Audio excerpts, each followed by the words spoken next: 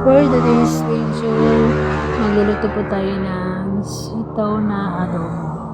Parang po siyang sabaw na yan, atay. Tapos mga ingredients po yan. Atay, kamatis, bawang sibuyas, at saka sitaw. Yan po ang lulutuin ko po ngayong tanghali. Yan ang po ang ulam namin ngayon. Yan. Magsasalang po ako ng kalang. So, isa na tayo ng bawang. Mikos-mikos lang yan, bawang. Sunod is sibuyas.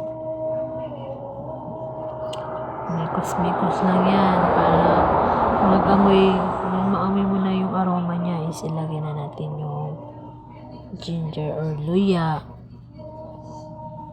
Tapos, ang susunod naman po is kamatis. Yan, mikos-mikos lang yan hanggang maluto po yung kamatis niya.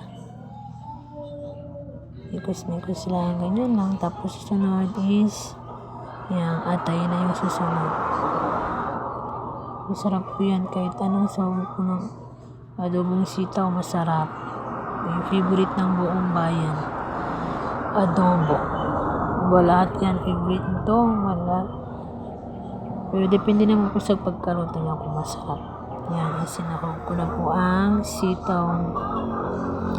Sunod ang mamaya, mikos-mikos lang yan. Mikos-mikos. Mikos-mikos. Oh, sarap-sarap na yan. Amoy pa lang, ulam na. Yan, toyo silver swan. Baka naman. Kunti lang yan. Tansyahin na lang po yung paglagay po ng toyo niya. Tansya-tansya na lang po yan. Depende na lang po sa panglasa. Sunod is silver swan na vinegar. Tansya na rin po yan. Depende na rin po sa paglagay po yan. Tapos oyster sauce. Baka naman oyster sauce, sarsaya. Mikos-mikos na lang po yan sa lahat. Sunod-sunod na lang. Mikos-mikos. Hayaan lang natin magkulo po mamaya. Tikman na lang po kung tama lang po na lang yung panglasa niya.